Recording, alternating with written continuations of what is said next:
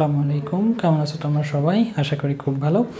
আজকে আমরা ফিজিক্সের ষষ্ঠ অধ্যায় তাপ ও তাপমাত্রা থেকে এই অধ্যায়ের সৃজনশীলগুলো করতে গেলে যেই সূত্রগুলোর দরকার হয় সেই সূত্র নিয়ে কথা বলবো। তবে এটা হচ্ছে ফার্স্ট পার্ট, এর পরে আরও একটা পার্ট আসবে যেখানে আমরা আলাদা এবং এই ছাড়া যে সূত্রগুলো রয়েছে সেগুলো নিয়ে কথা বলবো। এই সূত্রগুলো অবশ্যই তোমরা জানো, কারণ তোমরা যারা বইয়ের টপিক পড়ে আসছো তারা অবশ্যই এটা জানবে। আর বইয়ের টপিক না পড়লে হুট করে এই টপিকটা শুরু করা ঠিক হবে না। এই প্রত্যেকটা সূত্রের প্রতিপাদন আমি কিন্তু মূল বইয়ের যে টপিক রয়েছে ওই যে ভিডিওগুলো রয়েছে ষষ্ঠ অধ্যায়ের ওখানে আমি আলোচনা করেছি। সুতরাং আমি ধরেই নিচ্ছি তোমরা এই ব্যাপারগুলো জানো।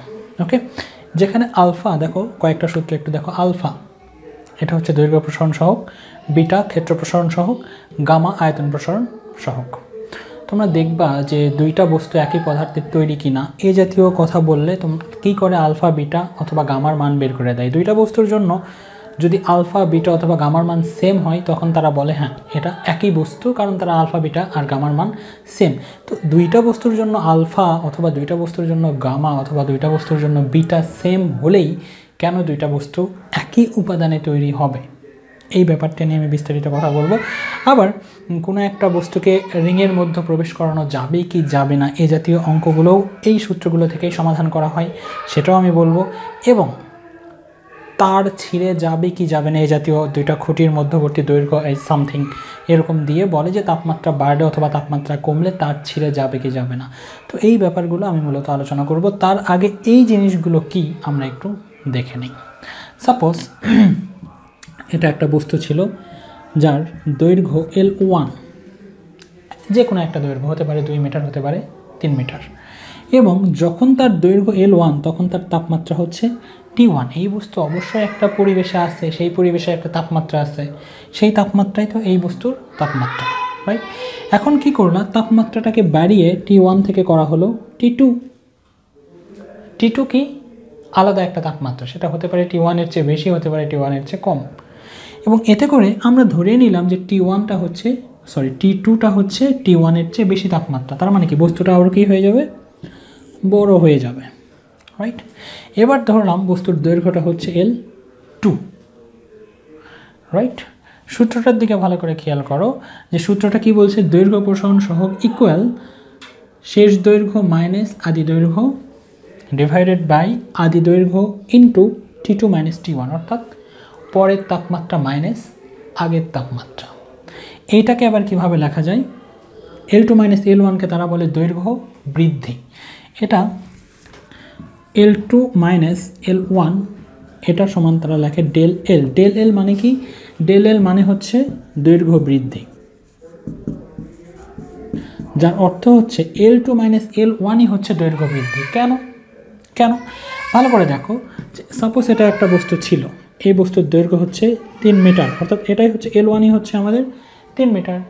এখন বস্তুটার দৈর্ঘ্য হয়তো বেড়ে গেল, বেড়ে গিয়ে কত হলো 5 মিটার। তাহলে L2 কত আমাদের 5 মিটার। L2 মাইনাস L1 যদি করো তাহলে কত আসবে, 5 মাইনাস 3, দ্যাট মিন্স 2 মিটার। এখন ভালো করে বলো তো যে আগে দৈর্ঘ্য ছিল 3, পরে দৈর্ঘ্য হচ্ছে 5, কতটুকু বেড়ে গেছে, 2 মিটার বেড়ে গেছে। আর L2 মাইনাস L1 করলে সেই কত মিটার আসতেছে, 2 মিটার আসতেছে। তার মানে আমরা কি এটা বলতে পারি না যে L2 মাইনাস L1 এটা আসলে কি আমাদের দৈর্ঘ্য বৃদ্ধি প্রকাশ করে। আর যখনই কোনো কিছুর বৃদ্ধি আসে তখন সেটাকে আমরা কীভাবে লিখতে পারি, ডেল এল। দেখো এখানেও ঠিক একই রকম, বিটার ক্ষেত্রে কি হয় যে দেখো কোনো একটা বস্তুর যে শুধু একটা বস্তু, এর কি শুধু দৈর্ঘ্য আছে নাকি প্রস্থ আছে, দৈর্ঘ্য যেমন আছে প্রস্থ তেমন আছে। দৈর্ঘ্য এবং প্রস্থ গুণ করলে আসলে কি বের হবে, ক্ষেত্রফল বের হবে। তার মানে কি একে তাপ দিলে শুধু দৈর্ঘ্যই বাড়বে না, প্রস্থও বাড়বে, তার মানে আলটিমেটলি এর ক্ষেত্রফলটা বেড়ে যাবে। এখানটাও ঠিক তাই, A2 minus A1 divided by A1 into T2 minus T1। এখন T2 মাইনাস T1 কি তারা কীভাবে লিখলো, T2 মাইনাস T1 ইকুয়াল তারা লিখছে ডেল টি।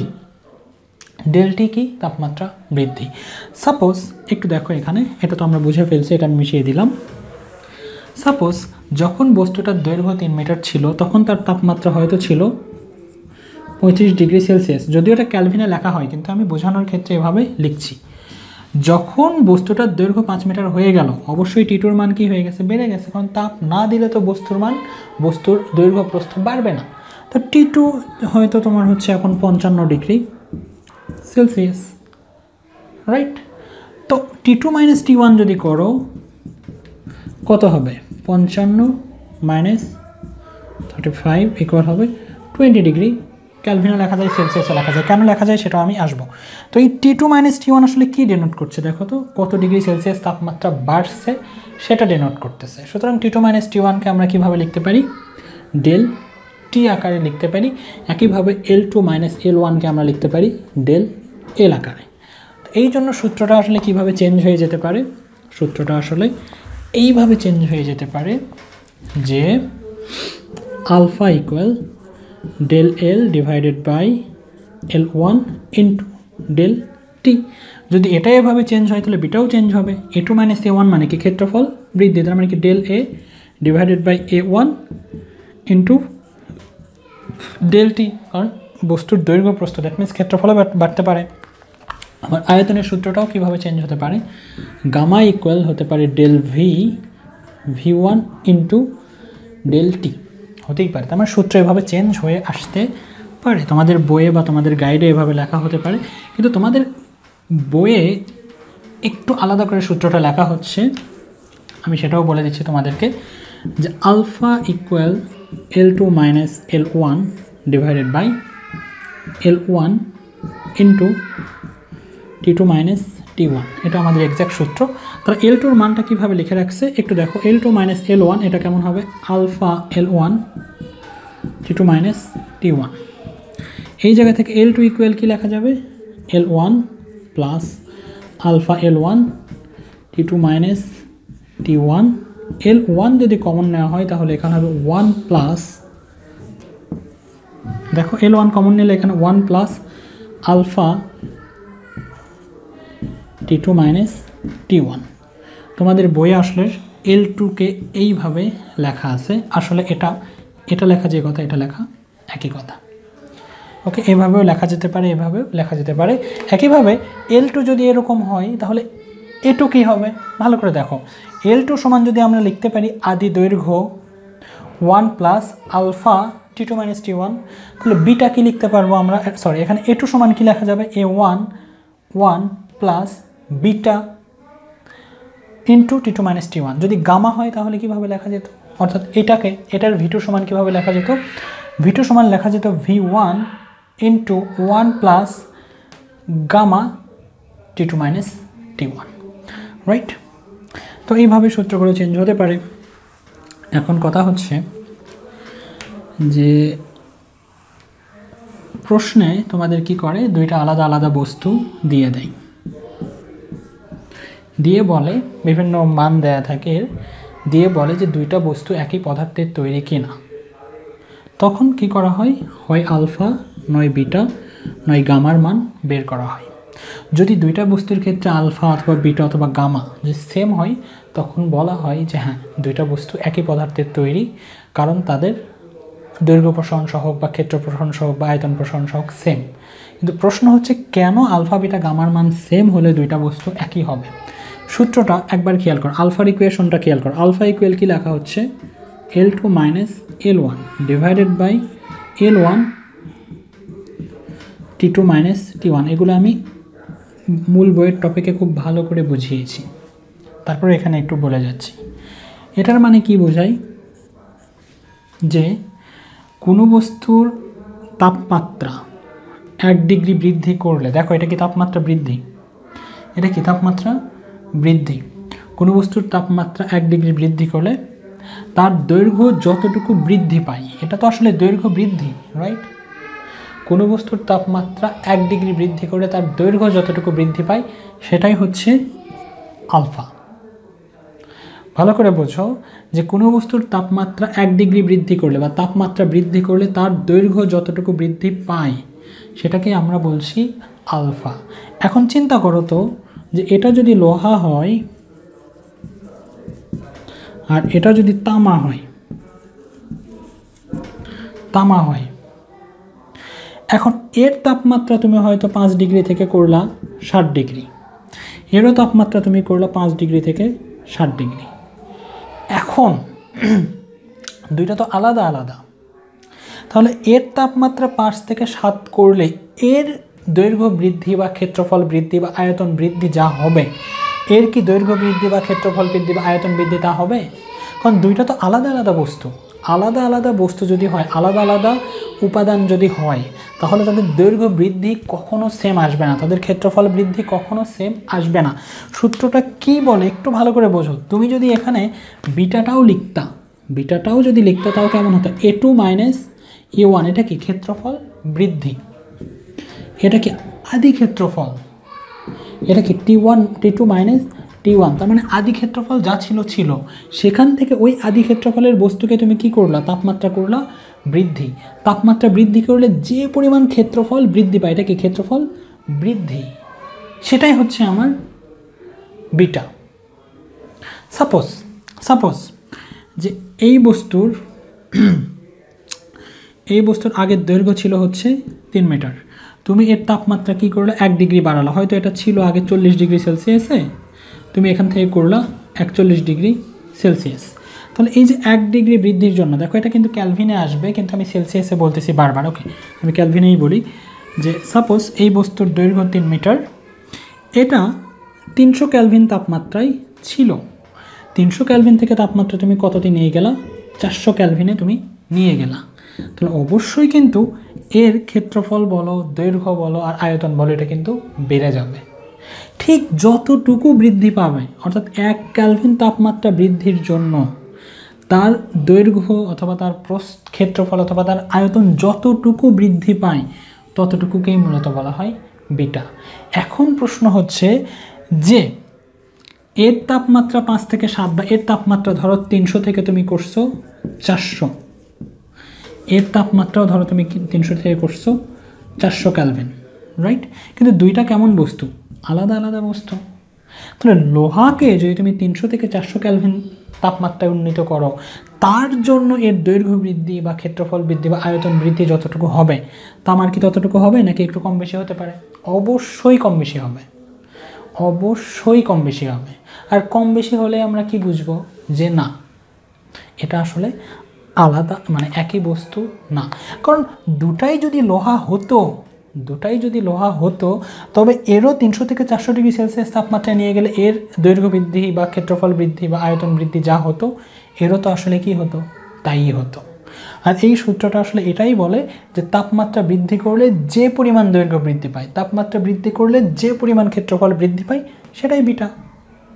তাহলে দুইটা বস্তুর জন্য তুমি একই পরিমাণ তাপ প্রয়োগ করে যদি দেখো এটার ক্ষেত্রফল বৃদ্ধি অথবা তোমার দৈর্ঘ্য বৃদ্ধি অথবা আয়তন বৃদ্ধি, এই দুইটা আলাদা আলাদা, তার মানে কি এরা আসলে আলাদা আলাদা বস্তু। যদি এখানে তারপরেও ভালোভাবে বুঝতে না পারো, তো মূল বইয়ের টপিকের ভিডিওটা একটু তোমরা দেখে আসো। এরকম একটা অঙ্ক হতে পারে এখান থেকে।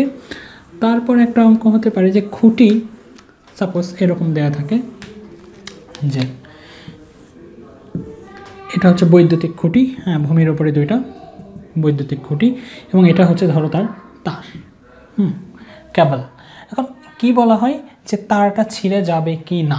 হয়তো যখন এই বিদ্যুৎ সংযোগটা দেওয়া হয়েছিল, তখন হয়তো বায়ুর তাপমাত্রা ছিল তোমার 35 ডিগ্রি সেলসিয়াস। যখন এই সংযোগটা দেওয়া হয়েছে তখন বায়ুর তাপমাত্রা ছিল 35 ডিগ্রি সেলসিয়াস। এখন শীতকালে তাপমাত্রা নেমে কোথায় চলে গেল? Suppose 4 degree Celsius. তাহলে তাপমাত্রা যেমন বাড়ালে বস্তুর দৈর্ঘ্য বাড়ে, তাপমাত্রা কমালে বস্তুর দৈর্ঘ্য কী হয়ে যায়? কমে যায়। এখন তারা যদি বলে দেয় যে এই দুইটা খুঁটির মধ্যবর্তী দূরত্ব হচ্ছে গিয়ে তোমার 12 মিটার, কত মিটার? 12 মিটার, যদি এত কম হয় না, তারপরেও দুইটা খুঁটির মধ্যবর্তী দূরত্ব 12 মিটার, এবং তারের দৈর্ঘ্য সাপোজ তোমার হয়তো দেওয়া আছে 12.1 মিটার। যেদিন বিদ্যুৎ সংযোগ দেওয়া ছিল সেদিন তাপমাত্রা কত ছিল? 35। তার মানে এই তারের তাপমাত্রা কত ছিল তখন? 35। শীতকাল চলে আসলো, তাপমাত্রা নেমে কোথায় গেল? 4 ডিগ্রি সেলসিয়াস। তারও তখন কি হলো? সংকুচিত হয়ে যাবে। প্রশ্ন করলো কীভাবে যে তারটা ছিঁড়ে যাবে নাকি যাবে না। তো তারটা ছিঁড়ে যাওয়া কার উপর ডিপেন্ড করবে? যদি এর দৈর্ঘ্যটা 12-র চেয়ে কমে যায় তখন ছিঁড়ে যাবে। কারণ এমন তো না যে এই তার যখন সংকুচিত হবে একদম খুঁটিগুলোকে সে নিয়ে চলে আসবে, খুঁটি একদম চেপে আসবে, তা তো হবে না। দুইটা খুঁটির মধ্যবর্তী দূরত্ব 12 মিটার, তারের দৈর্ঘ্য যদি কখনো এর চেয়ে কম হয় তখন কী হবে, তার ছিঁড়ে যাবে। যেদিন বৈদ্যুতিক সংযোগ দেওয়া হয় সেদিন তাপমাত্রা ছিল 35, সেদিন তারের দৈর্ঘ্য ছিল 12.1 মিটার, সুতরাং ছেঁড়ার কোনো মানেই হয় না। কিন্তু যখন তাপমাত্রা কমে 4 ডিগ্রি আসলো তখন তারের দৈর্ঘ্য কী হবে, কমে যাবে। কমতে কমতে যদি 12-র চেয়ে কম হয়, অর্থাৎ এই 4 ডিগ্রি সেলসিয়াস তাপমাত্রা যদি তারের দৈর্ঘ্য 11.9 হয়ে যায় তখন কী হবে, তারটা আসলে ছিঁড়ে যাবে। এ জাতীয় কিছু অঙ্ক আসে। তার মানে এই জাতীয় অঙ্কের ক্ষেত্রে আমাদের কী করতে হয়, L2 বের করতে হয়, অর্থাৎ তাপমাত্রা বৃদ্ধি বা কমার পরে দৈর্ঘ্য কত হচ্ছে সেটা বের করতে হয়। এ জাতীয় একটা অঙ্কের ক্ষেত্রে এই সূত্রটা কাজে লাগে। তারপর হচ্ছে তোমার রিংয়ের মধ্যে প্রবেশ করানো যাবে কি যাবে না সেটা একটা, যে এরকম থাকে যে সাপোজ এটা একটা রিং, ওকে, তারা এর হয়তো ব্যাস দিয়ে গেল, সাপোজ এর ব্যাস হচ্ছে হয়তো তোমার 2 মিটার, ওকে। একটা বস্তু ছিল এরকম, ওকে, একটা বস্তু ছিল এরকম, এই বস্তুর তাপমাত্রা হয়তো ছিল তোমার 300 কেলভিন, 300 কেলভিন, ওকে, খুব ভালো। তাপমাত্রা উন্নীত করা হলো ধরো তোমার 450 কেলভিনে, রাইট। তার মানে কি এই বস্তুটাও কি হবে, এখন একটু বড় হয়ে যাবে, এটা খুবই স্বাভাবিক, কারণ তাপমাত্রা বাড়ালে কি হয়, বস্তুর আয়তন, দৈর্ঘ্য, প্রস্থ, ক্ষেত্রফল যাই বলো না কেন সেটা বেড়ে যায়। তারা বলল যে কোনো একটা বস্তু 300 কেলভিন তাপমাত্রায় রাখা ছিল, তার তাপমাত্রা বাড়িয়ে কত করা হলো, 450 কেলভিন করা হলো। এখন এই বস্তুটা 2 মিটার ব্যাসের রিংয়ের মধ্য দিয়ে প্রবেশ করবে কি করবে না, আমরা কি বের করব, প্রশ্ন হচ্ছে আমরা কি বের করব, আমরা এইটার ব্যাস বের করব। ভালো করে দেখো, এইটা একটু ভালো করে খেয়াল করো যে এটা যদি এর ভেতরে ঢুকতে চাই তার মানে এর ব্যাসটা কি হতে হবে, এর চেয়ে বেশি হতে হবে। এইটার ব্যাস যদি এটার চেয়েও বড় হয়ে যায় তখন কি এটা ঢুকবে না। তো এইটার ব্যাস যদি এইটার ব্যাসের চেয়ে কম হয় তখনই কিন্তু ঢুকবে। তার মানে এইটা বা এই যে এইটা যদি এর চেয়ে কম হয়, অর্থাৎ এইটার ব্যাস তুমি বের করবা, রাইট, এইটার ব্যাস তুমি বের করবা। এইটার ব্যাস যদি এইটার ব্যাসের চেয়ে কম হয়, কম যদি হয় তখন এটা কি হবে, এর ভেতরে ঢোকানো যাবে। এবং এই জায়গা থেকে আসলে এই যে এ বলো এগুলোকে কিভাবে লেখা যায়, পাই আর স্কোয়ার এভাবে লেখা যায়, কারণ এটা কি আসলে বৃত্তাকার একটা অংশ, আর বৃত্তের ক্ষেত্রফল কি হয়, পাই আর স্কোয়ার হয়। সুতরাং পাই আর স্কোয়ার ইউজ করে তুমি কি করতে পারবা, আর এর মানটা বের করে নেবে। এখন আরকে যদি তুমি 2 দ্বারা গুণ করে দাও তখনই সেটা হয়ে যাবে ডি। তুমি দেখো এই ব্যাসটা, অর্থাৎ এই ব্যাসটাকে এটার চেয়ে বড় নাকি ছোট, যদি এই ব্যাসটা ছোট হয় তাহলে ওর মধ্যে ঢুকবে, আর বড় হলে ঢুকবে না। এটা এই সূত্র থেকেও করা যায়। আবার হয়তো তারা এটা থেকে নয় বরং এটা থেকে করতে বললো, রাইট। যদি তোমাকে অঙ্কের কন্ডিশনে যদি এটা থেকে করতে হয় সেক্ষেত্রে তোমার কি আর ক্ষেত্রফল আসবে, তুমি কি পাই আর স্কোয়ার লিখতে পারবা না, তোমার কি লিখতে হবে তখন, এটা তো আসলে আয়তন, তার মানে কি এই বস্তুর আয়তন কি হবে একটু দেখো তো, এটা কি সিলিন্ডার আকৃতির বস্তু, রাইট, এটা কি সিলিন্ডার আকৃতির বস্তু, তোমার এটার আয়তন কি হবে, বস্তুটা এমন সাপোজ, তো এটার আয়তন কি হবে, পাই আর স্কোয়ার ইন্টু এইচ। কারণ হচ্ছে ভালো করে দেখো যে এটার ক্ষেত্রফল হচ্ছে পাই আর স্কোয়ার, আর ক্ষেত্রফলের সাথে উচ্চতা গুণ করে দিলেই কি হয়ে যায়, সেটা আয়তন হয়ে যায়, আর এটা তো আসলে আয়তন। তখন আমরা এই সূত্রে অ্যাপ্লাই করে এখান থেকে আর এর মান বের করি, সেই আরটাকে 2 দ্বারা গুণ করে ডি বের করি, তারপর দেখি এর চেয়ে ব্যাস কম নাকি বেশি। এইভাবে আমি খুব দ্রুত কথা বলছি, তার কারণ হচ্ছে এই জাতীয় এই সূত্রগুলো আমি অনেক বিশ্লেষণ করে আসছি মূল বইয়ের টপিকে, তোমরা আগে ওটা দেখে আসো, তাছাড়া এটা দেখার কোনো মানেই হয় না আসলে, ওকে। এটা একটা কথা। আর কথা হচ্ছে যে আলফা বিটা গামা, আমি আলফার এবং বিটা এই ব্যাপারটা বুঝাইছি, তারপর আমি আরেকবার বোঝাবো যদি তোমরা বুঝতে না পারো।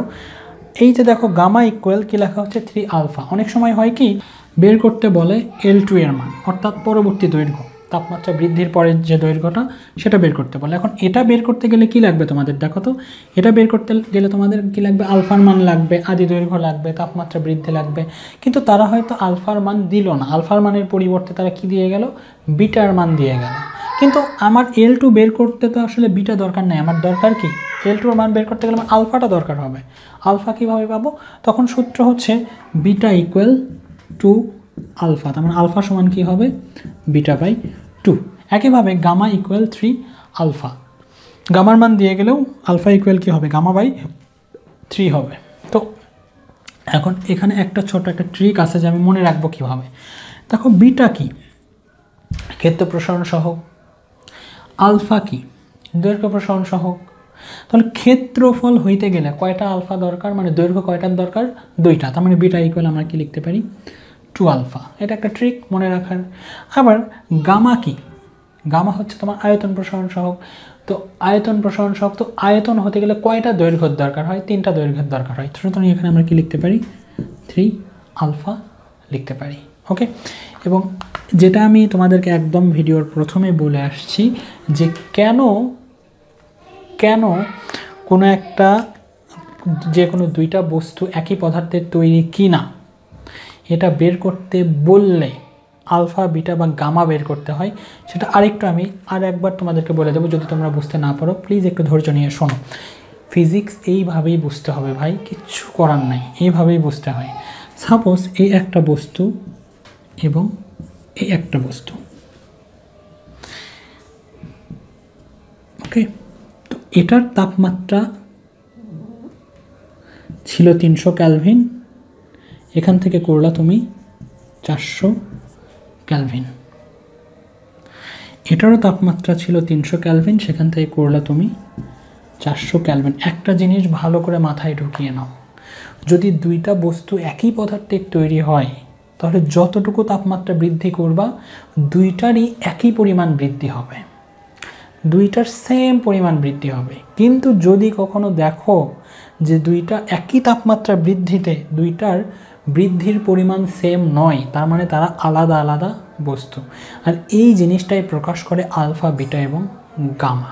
আমি এখন গামা দ্বারা বোঝাচ্ছি। গামার ইকুয়েশনটা ভালো করে খেয়াল করো, V2 minus V1 divided by V1 into T2 minus T1। দেখো অঙ্ক তো তোমরা করতেই পারবা, অঙ্ক তো করতেই পারবা, তাতে সমস্যা নেই। বাট কেন আলফা বিটা গামার মান বের করবো আমরা, এটা বুঝতে হবে তোমাদেরকে, অবশ্যই বুঝতে হবে। ভালো করে দেখো ইকুয়েশন কি বলে, V1 মানে কি যে কোনো একটা বস্তুর আয়তন, এটাই সেই V1। T2 মাইনাস T1 তার মানে কি তাপমাত্রা বৃদ্ধি, 300 থেকে 400 হতে পারে, 400 থেকে 500 হতে পারে, রাইট? দুইটারই কি সেম পরিমাণ তাপমাত্রা বৃদ্ধি।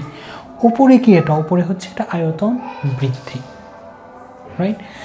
কথা হচ্ছে যে তোমার কাছে যে কোনো আয়তনের একটা বস্তু আছে, তোমার কাছে যে কোনো আয়তনের একটা বস্তু আছে, এই বস্তুকে তুমি তাপমাত্রা করলা বৃদ্ধি করে যে পরিমাণ আয়তনের বৃদ্ধি হবে, যতটুকু আয়তন বৃদ্ধি হবে সেটাকেই মূলত বলা হয় গামা। তাহলে এই বস্তুর আয়তন আর এই বস্তুর আয়তন সাপোজ সেম, দুইটার তাপমাত্রা বৃদ্ধিও সেম। যদি তাদের আয়তন বৃদ্ধিটাও সেম আসে তার মানে কি তারা একই বস্তু। আর আয়তন বৃদ্ধিটাই, যে আয়তন বৃদ্ধি হয় ওটাকেই তো আসলে আমরা কি নামে ডাকি, গামা নামে ডাকি। সাপোজ কোনো এই বস্তুর আয়তন হচ্ছে 5 মিটার কিউব, এই বস্তুর আয়তনও 5 মিটার কিউব, তাপমাত্রা 300 থেকে করলাম আমরা 400, এতে করে এর আয়তনও বেড়ে গেল। এর আয়তন হচ্ছে 7 মিটার কিউব, এরও আয়তন হলো 7 মিটার কিউব। আয়তন বৃদ্ধি তার মানে কত, 7 থেকে 5 বিয়োগ করলে হবে 2 মিটার কিউব। এটারও আয়তন বৃদ্ধি কত হবে 2 মিটার কিউব। তার মানে কি দুইটারই আয়তন বৃদ্ধি সেম। আর এই যে যতটুকু বৃদ্ধি পায় না, এই ততটুকুকেই মূলত বলা হয় গামা। এবং ক্ষেত্রফলের জন্য সেটাকে বলা হয় বিটা, তোমার দৈর্ঘ্যের জন্য সেটাকে বলা হয় আলফা। তবে ঠিক যতটুকু বৃদ্ধি পাই সেটাকে আমরা কি নামে ডাকি, গামা নামে ডাকি, বিটা নামে ডাকি, আলফা নামে ডাকি। তো দুইটা বস্তু যদি একই উপাদানের তৈরি না হয় তাদের ক্ষেত্রফল বৃদ্ধি কি একই হবে না। ক্ষেত্রফল বৃদ্ধি একই হয়েছে মানে কি তারা একই উপাদানের তৈরি, বা আয়তন বৃদ্ধি একই হয়েছে মানে কি তারা একই উপাদানের তৈরি। আর ওই যতটুকু আয়তন বৃদ্ধি হয় সেটাকেই বলা হয় গামা, যতটুকু ক্ষেত্রফল বৃদ্ধি হয় ততটুকু সেটাকেই বলা হয় আলফা, আর যতটুকু দৈর্ঘ্য বৃদ্ধি হয় সেটাকেই মূলত বলা হয় আলফা, আর যতটুকু ক্ষেত্রফল বৃদ্ধি হয় সেটাকে বলা হয় বিটা। আশা করি তোমরা বুঝতে পারছো। যদি বুঝতে না পারো বেশ কয়েকবার একটু দেখো, এইভাবেই বুঝতে হবে তোমাদেরকে। একটু ট্রাই করো, তোমরা পারবা। দেখো, যারা আমার এই ভিডিওটা নতুন দেখতেছো তাদেরকে আমি রিকোয়েস্ট করব যে আমার ফিজিক্সের প্রথম লেকচার থেকে একদম গতি থেকে একটু দেখে এসো। আমি এইভাবেই পড়াই, এইভাবেই পড়াই। এই যেমন বেগের ক্ষেত্রে আমি এইভাবেই পড়িয়েছি, ত্বরণের ক্ষেত্রে আমি এভাবেই পড়িয়েছি, ইকুয়েশন দিয়ে পড়িয়েছি। যারা আমার ভিডিওটা পুরাতন দেখতেছো, যারা অনেকবার আমার ভিডিও দেখে আসছো, গতির অধ্যায়, কাজ ক্ষমতা, শক্তির অধ্যায়, তাদের কাছে এগুলো নতুন মনে হবে না। ওকে, তো এই ছিল মূলত আজকের ভিডিও। দেখা হবে পরবর্তী কোনো ভিডিওতে। ভালো থেকো সেই পর্যন্ত তোমরা সবাই। আসসালামু আলাইকুম।